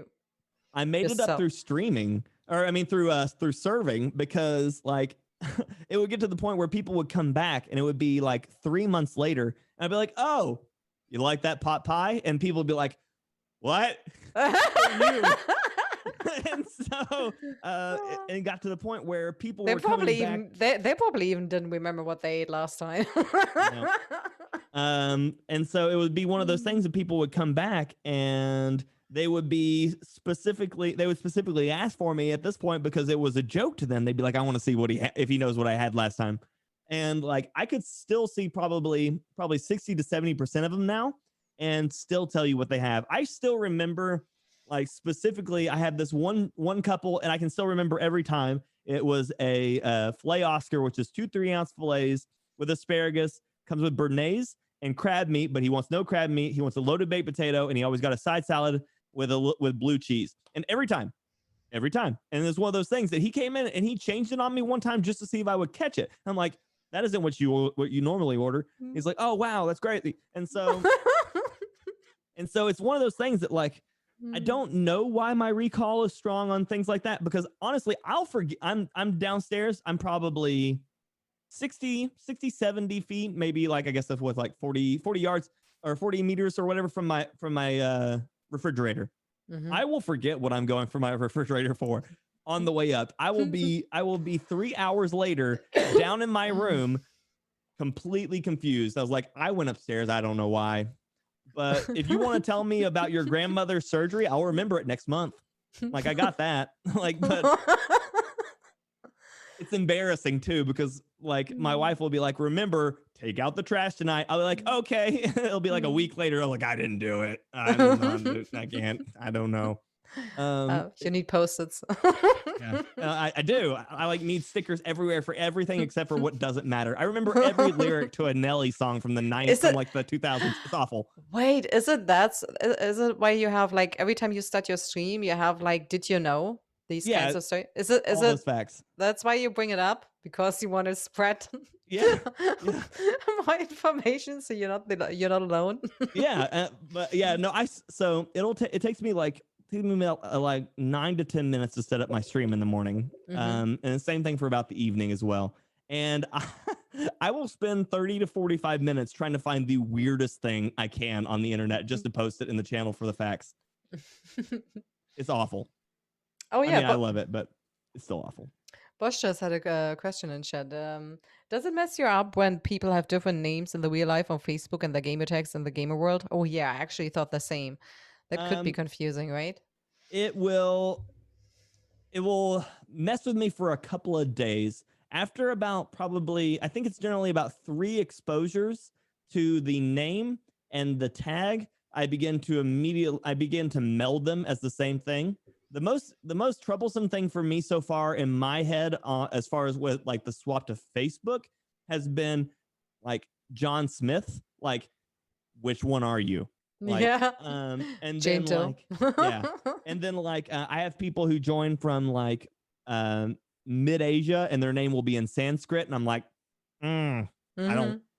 I don't know, or it'll be like in Syriac, and I'm like, I don't know if that's Greek or Russian or what do I Hmm. call you? But I can look at those like the Sanskrit writing now, and if I recognize the pattern, I'm like, oh, that's Ali. I know Ali. Or I'll be like, oh, it's Ahmed. Welcome back, Ahmed. Hmm. And they're just like, I thought you couldn't read that. I can't read it. I just remember. Hmm. But yeah, no, the names that when they're like 3 or 4 different names, it can get rough. I have a viewer that got that got banned on Facebook for getting into an argument in chat, and then not in my chat, in someone else's chat. And so he's made like 4 different accounts at this point that are just like whenever I get banned accounts, and so he shows back up. I'm like, oh, Connor, welcome back, man. His name will be something like his name's like Otrolus Obvious or something like now. I'm Hmm. like, oh god, no. At least you know who he is now. Yep, yep. Yeah, because I didn't ask it before. After the video, I actually wanted to ask, like, Mm-hmm. because you said waging is I don't think you said it directly like this, but waging is kind of affecting also your mental health. Yeah. Um, why is that? Please, can you explain that to us? So it comes a lot down to more of like that tunneling on negative emotions. So when you're playing a game, unless this is your job, obviously, if you're a streamer, that it becomes your job. So that Hmm. that is a little bit of something for it as well. But if you're playing a game, you're specifically attempting to escape your everyday reality. Like no one loads up GTA to go sit in traffic and then drive to an office and sit in your desk for 8 hours and get out of it and leave and go home and make probably a subpar TV dinner. Like, you don't play GTA to do that. You fly a plane, you jump out of it, it crashes into a building, you get hit by a car, you wake up the next day. Like, everything's fine. Hmm. Like, that's an escape. That's a moment where you're trying to not deal with all the stuff that might make you upset during your day. So True. now imagine you've taken this one moment that you've been gifted by technological deities at this point, and you're mad at it. You're like, it's like this is something you have direct control over. Like, this is completely your world. I mean, sure, other people are living in it and they're probably cheating or whatever, but like they're living in that world. And then you've decided to take this thing that you were mad about all the way over here, and you're just like, let's take this and ruin my happy moment. And we're just gonna shake it violently. And so you're injecting this negative feeling into what's supposed to be a positive pastime for yourself, something that's supposed to try to make your life happier already. Like, you're trying to escape bad stuff. Hmm. And so by encouraging this level of rage inside of your pastime, in your happy pastime, if you can't even be happy in your happy time, how much of that is going to affect you in your non-happy time? Like, think like it's feeding itself. Like, at that point, if the only moment of your rest and relaxation has made you mad, then when you have to take that moment that's supposed to be your zen, your calm, your step away from the world, and you have to take that and throw that back into your world, it's just compounding and compounding. Like there is no moment where you're going to walk away from this anger and then go into something and put more of that anger and then take all of that and step away and not be angry. Like it's just going to continuously feed itself. And I think that honestly, if you can't find a moment in all of that to be happy, you just need to step away from it for a while. Like you need to find something new, something zen, something happy. Maybe if your games are making you angry all day, read a book, pet a dog, like Go do for a walk. something. Yeah, go for a walk, lift some weights. Don't lift some weights, take a nap, watch a video, like anything else. something. Yeah, play Sesame Street on repeat, like do something, but get Pokemon. Yeah, catch Pokemon. What I really liked also what you said is like, and this is I think also a real reason for me. If you wage in video games, right, and let's say you play in the morning, you wage, and then you start your day after that. Then you take this wage into your day, and you have influence also to real life people around you. And at the end, we have to take ownership for whatever we are saying, however we are, behaving or ever even feeling. Oh yeah. Right. Yeah. And I think many people forget that it's, I mean, you can be mad at a game, at a player, whatever it is, but at the end you hurt yourself. Yeah. Yeah. It does. Especially if you start your day that angry, it can't get better. Like your day's not gonna get better if you start your day angry and you go out from that anger and then you just like, how are you gonna look at your day and be like, oh, this will be fine? No, you're just mad at that point. And so you're just looking for these things that are going to make you mad. And I think that's a large portion of it is when you start off mad and you are so apt to being mad in your relaxing time, that means you're probably just seeking out things that make you angry. And that's a terrible way to live. Like, yeah, I've seen people do it before. I actually had a guy in Battlefield 1 who we were doing the dogfighting, the plane versus plane section of the game, and I shot him down, and he just wrote some racist crap in the all chat. I was like, wow, that got out of hand quickly. And then he gets killed again. He does it again. I'm like, this dude's life is not going okay. And so, like, it was one of those things. I was just like, I really need to ask him this question. I sent him. I just wrote in all chat. I said, "Hey, are you okay, man? It's like, is something going on?" And actually, he responded back with, he's like, no. He's like, all these people keep killing me. My day sucks. My dad's sick. And so at that point, I was like, oh man, this guy's day is really, really shitty, and he's taking that on everybody else. I was like, hey man, like that really sucks. I was like, you want to talk about it? And so it was one of those things where it was actually a moment where somebody's life was really, really bad and they were playing a game and I guess they were attempting to escape it, but they were bringing all that anger and stuff into the game. And then of course, making their own day worse. But he actually did send me messages for probably about 30 minutes before he was like, what I did wasn't great. He's like, but my day wasn't good. And I really appreciate you talking to me. But it's one of those things, like a lot of this time, these people, they're just continuously just like, they're just feeding this anger just over and over again. And so it goes a long way, I think. It goes a long way to sometimes you even have to check on these raging people. Make sure that they're okay. You actually send messages, right, to people when they send you a hate mail like this, like not only once, right? Yeah. Yeah, I've done it quite a few times. Most of the time they don't want to talk to you, but sometimes, every so often, there are some redeemable stories behind them. So why do you take the time? It's a stupid question, but why do you take the time? Why do you think it's worth it?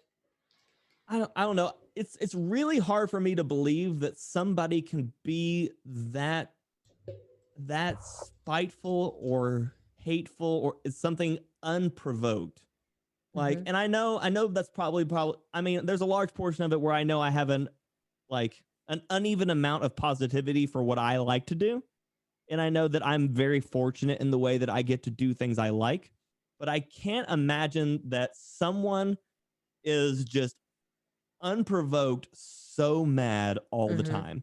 I imagine that there's probably people whose entire intention is to troll or make very inappropriate jokes because they think it's funny. But the people who are actually extremely mad, I find that there's very little chance that they're doing it specifically just to be spiteful. I feel like a lot of times it's like it's their attempt at trying to get that anger out. And they're like, well, forget the consequences of who else it affects. It's like, it's just a game, right? And so, yeah, I think the majority of the time for me, it's one of those things where I'm just like, maybe they just have to say something, you know? I mean, I did have family members when I was younger commit suicide who probably were very similar. That it could probably be one of those moments that makes me willing to say something to people. Because, you know, I had a family member who, of course, I'm older now, so of course being gay was not so acceptable when I was younger, and he was, and I think a large portion of my family being Southern wasn't so okay with it, and so one of those things that, like, I saw him do that, and I've seen other people do it, and I don't know. I just feel like sometimes people need that moment to be able to talk, especially when you see people doing something where it just doesn't make sense on why someone would be that way. You know, it just seems like and you know, a lot of times people just sent me back even shittier messages than they sent me the first time. But sometimes they just needed it. And so it's not going to affect me any. It's not like anything that they're going to say is going to hurt my feelings. I don't care what they say, but maybe I can save their day a little bit. Exactly. Maybe you just give them like a little kick, you know, so they can help themselves, maybe, right? Right. Do you like we had it before, like you said, starting the day positively. Do you have like a morning routine, or like something, you know, like how to get positive in the day? So my morning routine is I snooze my alarm 3 times and I refuse to get out of bed. I try to pull my near dead leg out from underneath my dog. I try to find some sort of clothes that I can wear that won't look disheveled. I wobble down the stairs and I press a million keys because there's like 2 lights here and 1 light there and 2 PCs there and camera over here and way too many switches. So I frequently turn on my stream and then it's like no camera signal. And I'm like, oh, I didn't turn that on. But yeah, and then I wander back upstairs and I grab like 35 beverages. Like this is from this morning. So I'm just gonna hold this here. Like I've got a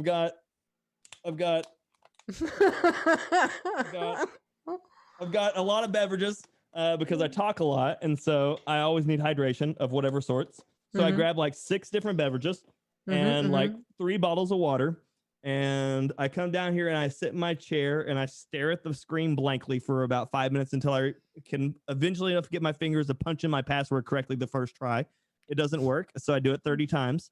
I turn on a million programs, and then I finally do this. I go, and then I hit go, and I just start talking. And so I think one of the big things is I try. That is crazy. Yeah, I try to make it as I try to be as mindless as possible until I start. And I think that's probably just me just breathing through my morning. And I do pretty much the same thing in the evening too, because like I go upstairs, grab all my drinks, come down here, press all the things, put it down, sit down, and it's just breathing. I don't know. There's something relieving of that first breath before you hit that go live.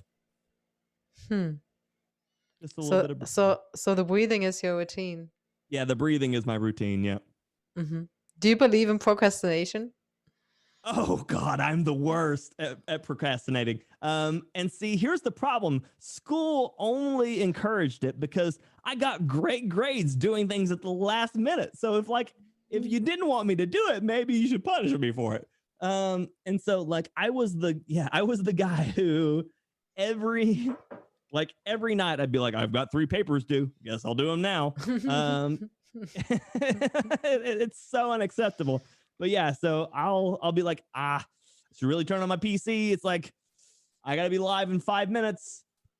I'll do it in a second, whatever. And then Because you seem so organized, that's why I'm asking. Like, it seems like every time you want to do something, you do it. right. I think that's why I procrastinate, is because like I know I'm gonna do it. I know when I'm gonna do it. And so I just do it when I'm supposed to do it rather than trying to get it done early. Cause then I just sit around here and wait the whole time. Like I was on here early. I mean, obviously we were both on here early. Yeah. And so I got all my stuff together. I'm like, okay, I've got all my stuff. We're good. I was like, and now I'm just gonna sit here and wait. And I just sat here, and then you popped up, and I'm like, hi, I'm here. Yeah, I was like, he's early. Normally, I'm an hour alone. I was totally confused. You were in there before me. Yeah, I refuse to be late on anybody else's time. Mine? Oh well. Like if it's my schedule, I'll be there when I'm supposed to be there. Anybody else's stuff? No, I have to be there. It has to be. And it will make me almost sick on the thought of being late for something that I know someone else is waiting for me for. Same. Yeah, and so I don't know why I have such a I have such a physical attachment of my own health and well-being to somebody else's schedule sometimes. Well, it's not a bad thing, right? I mean, right. It shouldn't be. It shouldn't be. The only thing is if you stress yourself too much for it, I guess. Yeah. You said once you made lots of friends in gaming. Do you still remember the first gaming friend you had? The first gaming friend I had, online gaming friend? So like from streaming or not from streaming? I would say gaming in general. So the first online gaming friend I ever made is the guy I told you who moved down from Ohio to come stay with me.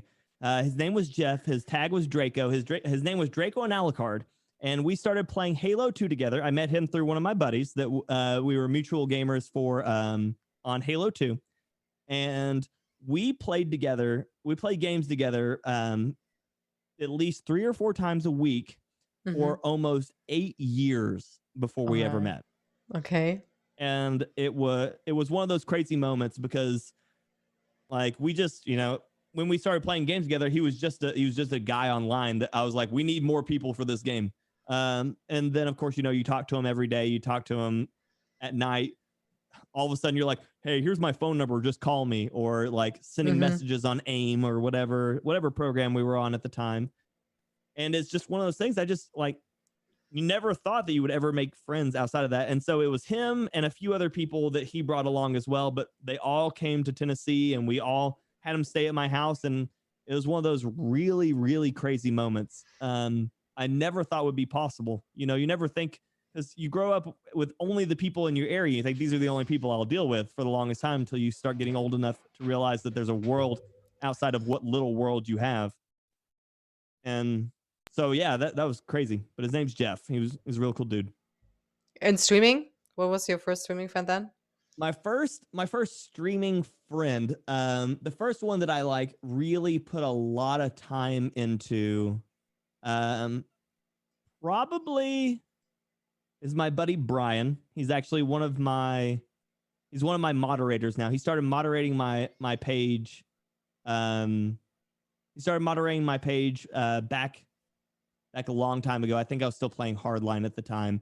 And he was one of the first people that I met that through my chat that I actually became friends with, because like I had been introduced to a lot of streamers and you're working with them, and so you really try not to be like, he's my friend, because then you get your feelings hurt the moment that like they're playing with everybody else and not playing with you anymore. And so I was always really reserved on that whole like friends thing, like when streaming was concerned, because it was one of those things that I was just so ready for them to be like, I don't know you. And so but because that's what I was thinking about, like, how is it today's, like, can you say like online friendships can be real friendships? Like, oh yeah, now definitely. Yeah, right. I have. Do you think it had changed because you said now definitely? I think probably 10 years ago, 11, actually 15, 20 years ago, like when Xbox Live first started, I Mm-hmm. think that it would have been highly unlikely. Mm-hmm. Because it's just like, he's my friend. We've played games together for 6 days. And then it's like offline since 2 years ago. Like, you're like, Mm-hmm. okay, well, I guess I'm never going to see that guy again. Mm-hmm. But now with our world is so interconnected with electronics, and the ability to actually interact with people outside of your, general localized ecosystem. I'm talking to you now thousands of miles away. Yeah, Like, right. this would have never been possible, really. Like, Mm-hmm. not without like a 5-minute delay and us going, huh? What did you say? And so like now I think that there, I think people are more apt to being friends now because of the digital age than we ever were before. Because now we can be friends with people who have similar things we like. And you're no longer required to try to have to hide who you were to try to be accepted into this group of people. Like, you're like, I like video games. And they're like, I like video games. You're like, you want to play a video game? Cool. And Mm-hmm. then you play video games, and no one's like, yeah, but you don't have third period English. You're like, what? Why does that matter now? Like, it doesn't. So it's so much easier now. It's so much easier to get people who actually care about you too. Mm-hmm. So many people are friends of convenience or localization. They're like, well, I've got nothing else to do. It's 6 p.m. and they want to go to the bar. I guess we're going. And you're like, I secretly hate this guy. But on the internet, you're just like, yeah, we're probably not friends, right? And they're like, yeah, no, I kind of hate you. And you're like, cool, I guess we'll never see each other again. Like, it doesn't matter. Like, it doesn't hurt anybody's feelings. Like, so you have so many more real friends now because of all this. I feel like it's a good and a bad thing. Like Oh, yeah. this this thing you said. Like, if you don't like somebody and you can just say, fuck off. I don't want to talk to Mm-hmm. you anymore. Especially in communities, I think it could be a problem because sometimes I feel we need this conversation sometimes to break patterns of not giving a fuck. Right. Mm. Yeah. Like, I mean, yes, it's easy to say, like, yeah, well, I don't like you, I ban you, and I don't need to talk to you anymore. All right, it's okay, it's cool. Right. But it also brings us a little bit sometimes, I feel, to this situation, especially when you look on Twitter, like messages, everyone can just judge anyone because it has no effect really. Because, Right. if you don't like me, just block me, I don't care. Yeah. Um, well, I don't know. What do you think about that? I think it was always one of my biggest concerns with streaming was the veil of anonymity, the complete disconnect between who you are and what you say and the ability to access the person in which is saying it. So people see, they're like, I'm anonymous Slayer 52, and they look at your picture and they're like, you wear glasses. And you're like, yes? They're like, that's stupid. Okay. It's like nothing of value has been exchanged. It's like it's the worst part of what the internet is there's all these people that just have no actual connection to what they're doing. And so they feel they have this this just protection. They can say whatever they want. And that's the same thing you're saying is the no fucks given bubble. It's because these people think that they're all protected because they'll never see that person in real life. They'll never see that person at that moment. They'll never see that person again, whatever. And that's highly detrimental, not only to our society, because some people's feelings do get hurt.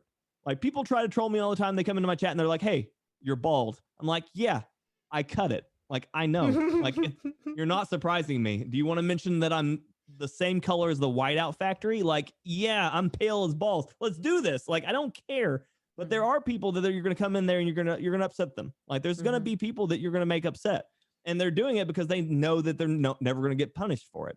So that's probably the worst side of our social world that we live in now, where it's technologically based, is that, yeah, people can say whatever they want and they really can't be punished for it unless there starts to become some actual laws about cyberbullying or whatever. But then we have to start walking into like policing chats and stuff like that.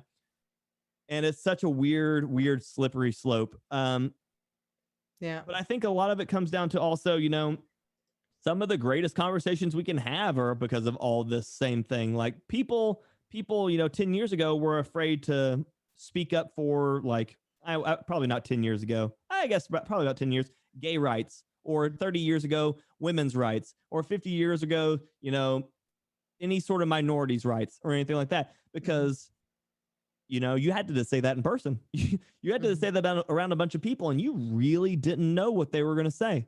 Like, you could be like, yeah, I really think that women should be able to vote. And they're like, yeah, we're probably just going to hang you. And you're like, oh, crap. Well, I guess this is over. Like, and that moment's done. But now, because we do have the ability for a global connective where we can actually have these conversations, you can start to realize that you're like, hey, maybe I'm not so wrong about the fact that, women should probably have the protection of choosing whatever they do with their own body. Like, other people agree with that. Maybe we should probably say something.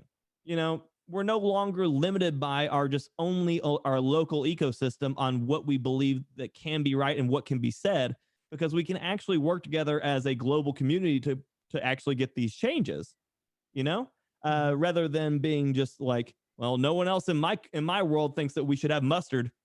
Like, yeah, exactly. Like, okay. You're like, okay, well, I guess no mustard. But But it's so easy. It's so easy to judge again, right? It's the yeah. same point.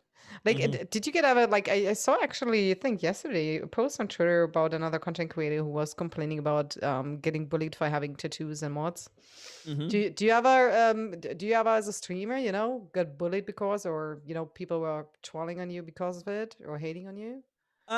I have the wonderful benefit of having what I like to refer to as resting asshole face. And so generally people look at me and they go, yeah, I'm probably not going to mess with him, at least in person the majority of the time. People look at me and they're like, he's mad about something, and I don't know why. Because whenever I'm thinking, I generally look like this. And it just doesn't go over well with people who don't know me. But generally what ends up happening in chat is they'll come in, they'll be like, wow, you've got a lot of tattoos. I'm like, yeah. And they're like, I don't like tattoos. I'm like, probably shouldn't get one then. It's usually about over. So at that point, mostly, I think honestly, the thing that gets me, that people try to do to me the most, honestly, isn't even the hair thing. Would I wear wigs? I have wore wigs before. It doesn't look good on me. I've got a perfectly round head. Take advantage of it. But so people will look at me and they will immediately assume that I'm going to be the aggressor on any situation, especially if you see me in person, because I do not look like I'm happy at any given time. But the moment I talk to you, I'm like, hello, and people are like, that was weird, don't do that.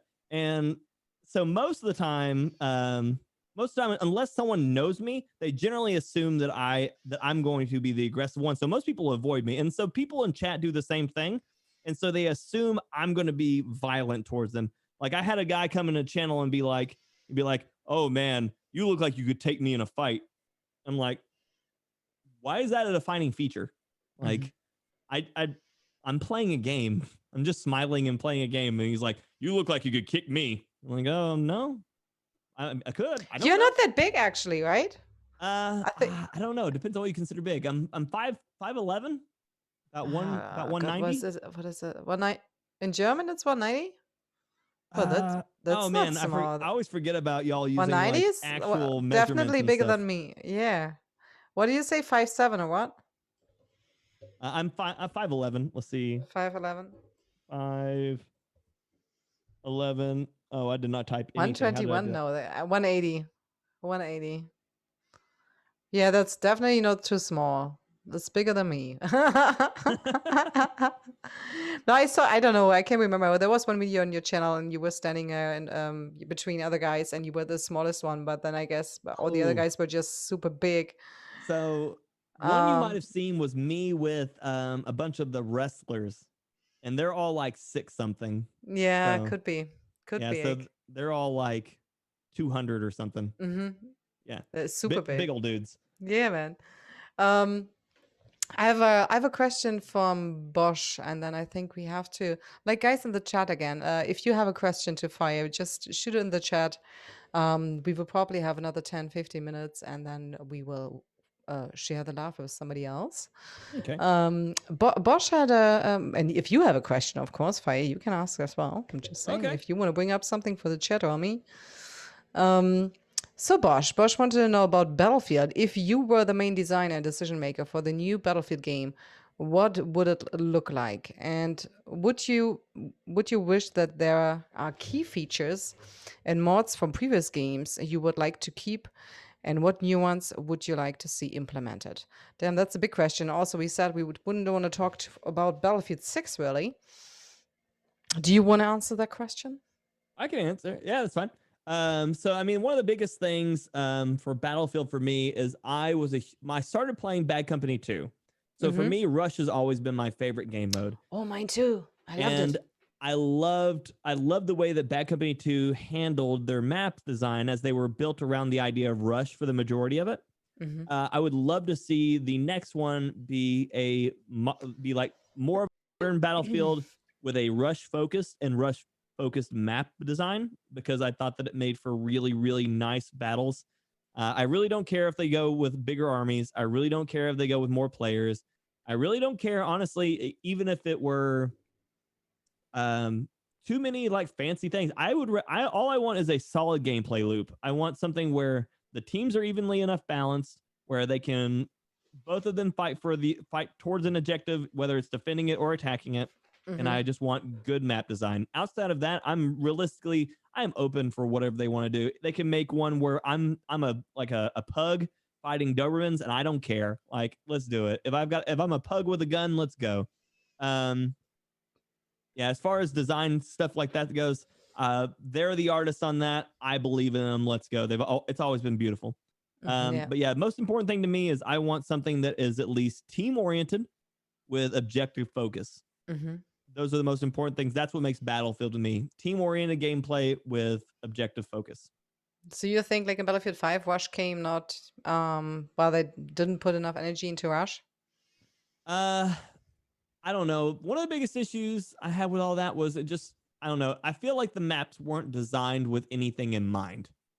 Like, there was just so much focus on how pretty it was. And I hate when games try to focus highly on like fidelity over functionality. I'd rather a game be ugly and play great than a game that looks beautiful that plays poorly.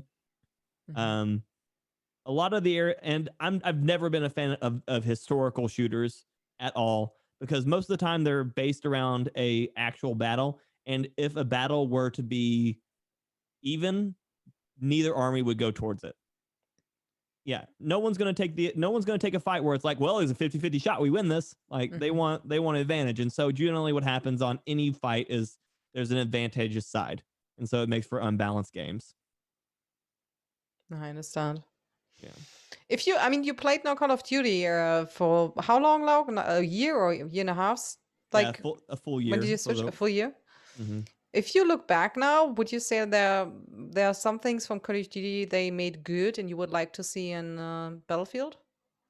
Call of Duty did well with their integration on the way that the game works with their Warzone and with their standard multiplayer, and now with the next title. I would love it if Battlefield had a future tie-in style of what they would want to do with their gameplay loop. I think right now games as a service are the primary feature of most games. Something where with battle passes, something with constant you want to return. And I think what generally happened was a lot of what happened was they didn't have a future. Like, none of these games have a future. It's always like, create the game, create a battle pass, content's done in the game. And I think Call of Duty did really, really well with their like, here's Warzone. Like, this is the game that continues to connect the two games that are out. So the game we had and the game we got. And I think that more companies need to look at ways to create more longevity for their titles, even past the point of original expiration. Just like they did with Warzone, where, all the Modern Warfare stuff happened. They went through a full DLC cycle. They teased the Black Ops stuff. They released Black Ops. They integrated it. Now you have access to both of these games stuff in one sandbox. I would like to see if Battlefield could do something similar, whether it's, you know, a battle royale, which I know is this hot topic for the Battlefield community. They feel like it takes away from stuff, or if it's even just like, you know, integration into the rotation, whether it's, you know, stay in the same engine, add expansions rather than creating a whole new game for a whole new purchase. Yeah, right. Like, Do you think we need the DLCs back, right? yeah, I love DLCs. I think that they're amazing. Even if they're like, you know, we're not going to release a new game, but we're going to release a $60 expansion for this title, and it gives you the first battle pass. You know, you have to buy all the further ones after that. What it includes is Vietnam. So say that they release the new game, it's modern. They release an expansion a year later, it's all Vietnam, and it's like, sure, you can't take these guns in there, but you know, you unlocked this stuff, and if it's still within the season, you can still use that one. But you know, sometimes you're in Vietnam on some servers, and sometimes you're in modern on others now. And then they go like a year later, and they're like, surprise, we have Future War, and it's like, and so all of a sudden you're continuing to expand on this game, but you still have access to the other stuff you've already bought, but you still have a reason to keep playing. It just makes sense to continue to add content rather than is to completely start new. Because what is all of our biggest issues on most games? Launch time woes, server instability, accessibility to the game, new adoption, whether or not people will play it. And by creating these games that are ever feeding to themselves, you reduce that adoption rate because you already got people playing it. And now all you're trying to do is add new players to it. You're constantly just trying to improve on your old process without having to worry about drop off on whether or not people will play new stuff all the time. Yeah, totally agree. Well, we can just hope, you know, it will be there will be coming more stuff, especially for the content creators. Like I felt really bad, like for guys, you know, like Booker Machine or Jack Frags. I mean, if you don't have like new content coming out regularly, Yep. you can't do really much, right? Mm-mm. So I don't really get why so many people were mad, you know, for content creators switching to Modern Warfare, because I mean, what could they do if you don't have any content to work on, you know? Yeah, You got to not find much. something. Well, let's hope this will change. Yeah, I hope I'm so put, too. I'm pretty sure. They've got Uh, 3 studios on it right now, so that's at least that's a promising. lot, right? Yeah, Yeah. definitely. I think there was one question in chat from Silent. You want to know why you switched from Twitch to Facebook. Why I switched from Twitch to Facebook? So one of the big things, imagine you're trying to build a house, okay? And the city you live in is New York. So you're living in this massive section of the house. There's not a lot of places to build a house unless you build on top of somebody else's house. There's not a lot of places to be. So what you could do is you can either stay and hope you can find a spot that opens up and move into somebody else's house, or you can move and you can start building your own house. So one of the biggest things that I learned early on this year, or I guess I was in middle of last year, was there wasn't much room in a lot of these categories for someone of my size. I was too big to exist as somebody that needs to be pushed because I was no longer new. So there was very few people looking to adopt an old streamer, like someone who's already been doing things. I was partnered, so therefore I already had established myself. So there was no idea of like pushing for a new high because no one cares on whether or not a partner is going towards a partner goal. You're already a partner.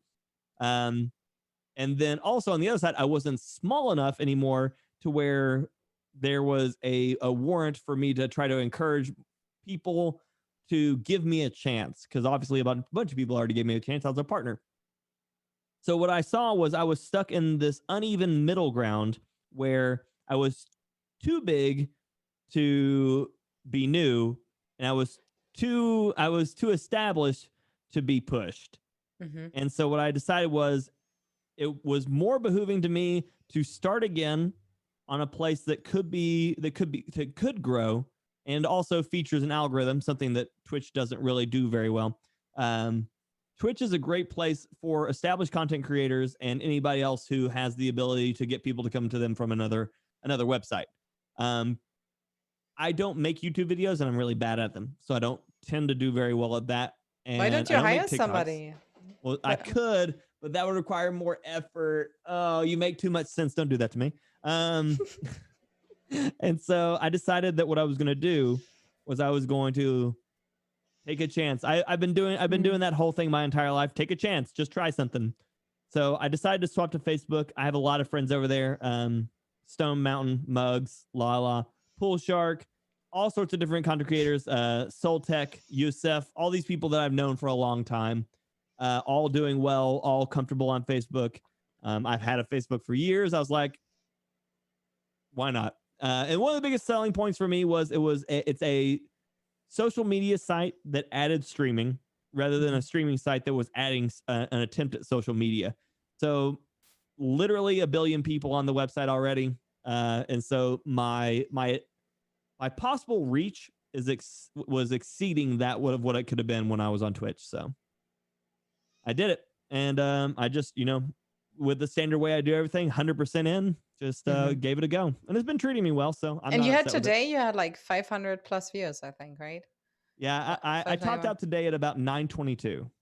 Wow. Okay. So yeah. So it's really going good for you. Yeah, it's doing well. I don't dislike it. No, I mean, surely, congratulations on that. Actually, it's definitely hard if you make this decision and you basically have to start from scratch again, right? Yeah. There's always this, option that it doesn't work. But Always. yeah, it seems like you're grinding right now, so it's amazing. I sure try to. Joe, be so kind and put his Facebook link, please, in the chat again. And thank you, FyrBorne, for the follow. Yeah. I followed your channel thinking we were on there today, and then I realized that we weren't on there today, and so now I realize what's going on, and so I followed that one. Yay! Guys, we are about to get to an end here. Did I miss any questions? Let me check quick in the chat. And also you, Fire, do you have anything left? Do you think I missed anything? I feel like we could talk actually for another 2 hours and still will fill it here, Worst case scenario, you all can always have me back. I'll talk about more stuff. It doesn't matter to me. So yay! No, absolutely, I would love that. Absolutely. I feel like this was a warm-up talk. Next time we go deeper. We go deeper. We talk about things like mayo versus mustard. We talk about needles. Okay. Yeah, there we go. And bacon. And bacon. Always bacon. Always bacon.